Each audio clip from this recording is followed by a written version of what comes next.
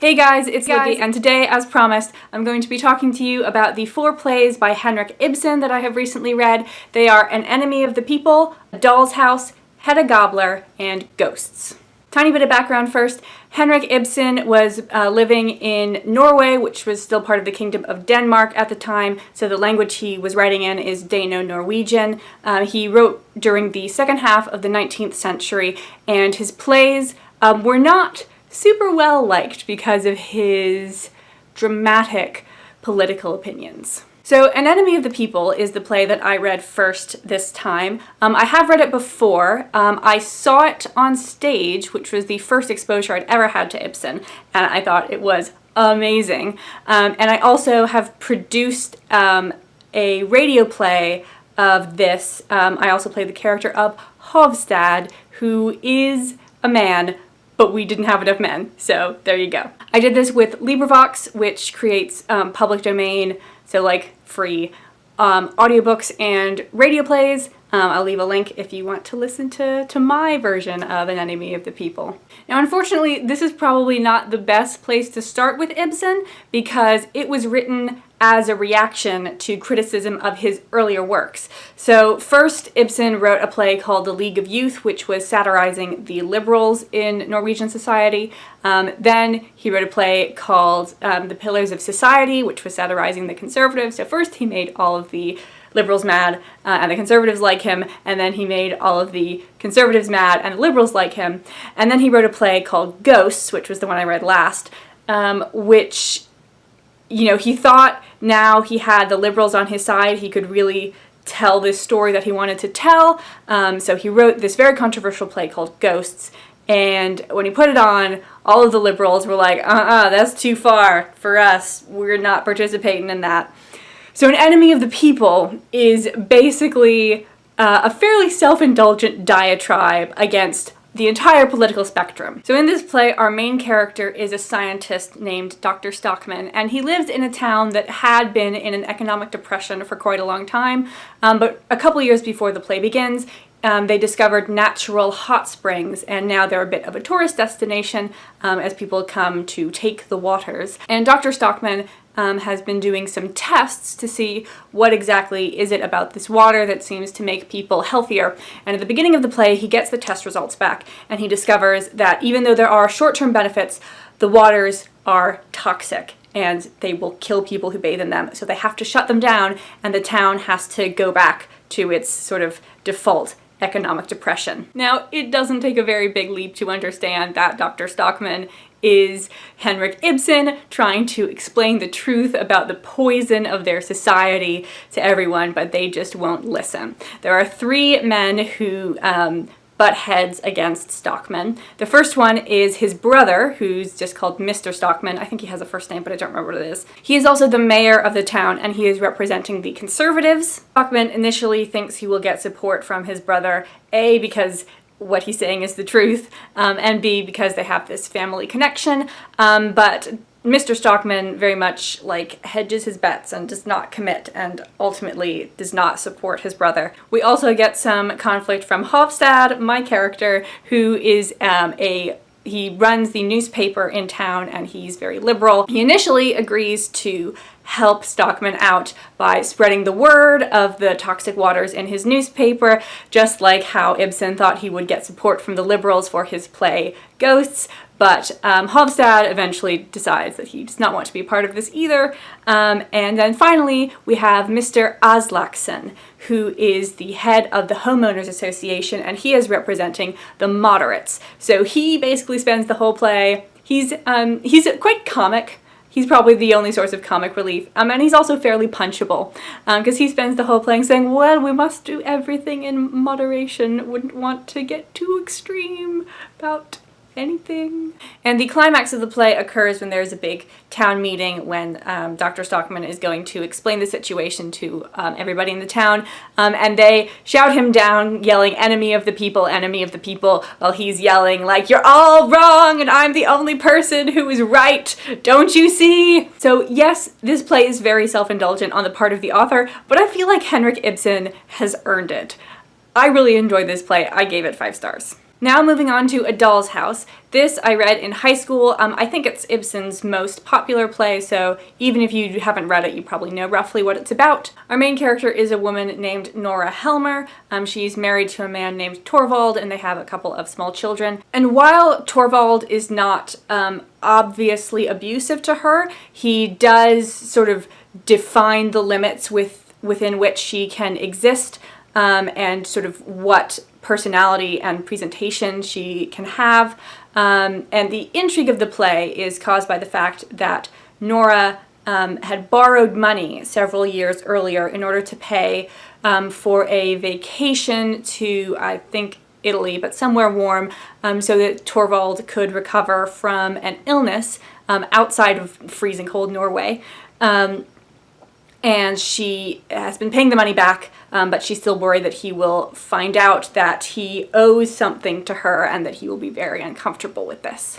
This play quite clearly has a feminist message, and I'm so glad that it exists. But I personally do not, I have a hard time reading it, because you guys know me. I could read all sorts of weird stuff. I'm not bothered by incest, mutilation, any sort of bodily function you would care to name. I can read it and be fine. But the thing that I cannot handle is when a character simultaneously sexualizes and infantilizes another character. And that is what Torvald does to Nora. And like every time he's on stage, it is just so gross. And I can't give that high of a rating to something when I'm so miserable reading it. So I give this play a 3.5. That is what accurately reflects the experience I have when reading it. But, you know, objectively, it does deserve higher. The next one that I read was Hedda Gabler. And I am going to be frank with you guys. I did not understand this play. Like a lot of modernist, naturalist drama of this time period, there's not a lot of plot going on. It's very much about the characters' interactions with each other. There is a bit of intrigue surrounding this manuscript that one of the characters has written, which is going to prevent another character from getting a job. But pretty much it's just about Hedda and how she treats other people. So Hedda Tessman is our heroine. She has recently gotten married to a guy who, in the original text, his name was Jorgen, but in the translation that I read, they changed it to George, which is a little bit easier for the English mouth to say. So I don't know if I'm going to end up saying George or Jorgen. It's the same person, though. She's recently gotten married to her husband, who is an aspiring academic. They got married because he expected to get a position, and they could live off of his salary. But then it turns out he maybe won't get that position, and she, for other reasons, is not particularly pleased with him. She thinks he's kind of dumb, and so now, like, the fact that they're going to be poor and she doesn't like him, Hedda is not at all pleased with this. Eilert Lovborg that's such a great name. He is the man who might also get this position that George, was planning to get. And he and Hedda, the translation I read said that they were comrades previously. I'm pretty sure we are meant to interpret that as lovers. And Eilert is the one who has written this academic manuscript, which, with his new revelations, this is going to threaten Jorgen's position. Then you've got Judge Brack, who appears to have known the Tessmans for quite a while. He's a bit shadowy. He likes to stay in the background and observe and then wait for the right time to strike. And there is another character named Thea, who knew Hedda at school, and we learned from Thea that Hedda was quite the bully at school. And she is rather like Nora. She's married to a man who is not at all nice to her, and she has run away at the start of the play, sort of with the perhaps expectation that she and Eilert Lovborg, who she is probably not, like, sexually involved with, but there's some stuff going on there. She believes that he will be able to support her, and so she's kind of looking for some emotional and practical support from Hedda. Now, Hedda is the wrong person to go to for practical and emotional support. In my reading of the play, I would say that she is a sociopath, and that she is also suffering from clinical depression. She's very interested in how she is able to control and manipulate the other characters. And while the things that she gets people to do are often beneficial to her, I sort of got the impression that she wasn't trying to make her life better by doing this. She was just sort of taking joy in being able to mess with people. So what is this play saying? I don't know. I feel like I need to see it on stage and see it acted, and that will help. So this one got 4 stars. And then the final play that I read was Ghosts. I was not originally planning to read this, but the more I looked into An Enemy of the People, the more I was like, I'm gonna need to know more about ghosts. The main character of this play is an older woman named Mrs. Alving. She is a widow, and her husband has died a couple months before this play begins. And she is building a huge orphanage in his honor. But she has an ulterior motive here because her husband, Captain Alving, was in fact a terrible, terrible man. He raped the servants, he contracted syphilis and caused the rest of his family to get it. He was abusive to his wife. He is a bad, bad guy. And Mrs. Alving does not want any of her husband's money to be inherited by her son, so she's spending all of the money that would have gone to her son Oswald on this orphanage so that Oswald will only inherit her own money. She had sent Oswald away when he was a child to be educated somewhere else, away from the corrupting influence of his father, and Oswald comes back at the beginning of the play. This is another play that has very little traditional dramatic action in it. Most of the things that happen are Mrs. Alving explaining to various other characters about who her husband really was, and their different ways of receiving this information. And this play is extremely progressive. Basically every conversation in the entire play is either about incest, venereal disease, or atheism. 3 distinctly taboo topics. And at the core of it is the idea that a man who appeared so respectable could in fact be horrible. And so, yeah, it was not taken well by 19th century society, as you can imagine. And reading this definitely made reading An Enemy of the People more impactful.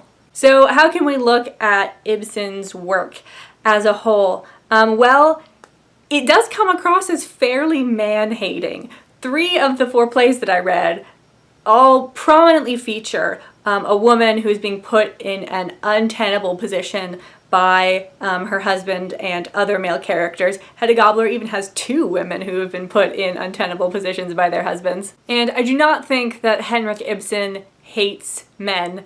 He was a man, if you didn't know, and of course we have Dr. Stockman, who is this admirable truth to power sort of guy, but he does quite clearly hate the patriarchy. There's a lot of rage that he expresses in his plays against social values and mores and assumptions that were held in Norway, and sort of the patriarchy is either a cause or an effect of pretty much all of those. Hey guys, it's Libby from the future. The future is very orange. My camera is always super orange when I first turn it on, and then it gradually corrects itself, but I didn't want to wait. I just wanted to quickly add in something that I had been thinking about as I was editing. I had another thought on how Chekhov and Ibsen both represent gender. So it seems like this whole lack of admirable male characters is perhaps an inevitable result of the naturalist movement. So up until the mid-19th century, all art maybe all is a little too extreme, but the majority of art and the majority of popular art was idealistic, meaning to a certain extent all the characters are archetypes, and they are sort of avatars for societal ideals. And so there could be plenty of non-admirable male characters in a drama, but our hero still has to be male and still has to be admirable. So when you move into naturalism, which is not focused on the ideal, it's focused on how people actually are, you basically lose the key archetype of a male character that art had been built around for so long, and we sort of have this void, and it's like, what do we do with the men? They're all either jerks or impotent. I'm not saying that all men are either jerks or impotent. I'm saying that in all of us there is a bit of a jerk and a bit of an incapable child. And so his work is very fascinating to anyone who is interested in 19th century constructs of ethics or of gender. And before I end this video, I would like to have a moment of silence for this man who tried so valiantly to turn his head into a pentagon. Thank you very much for watching.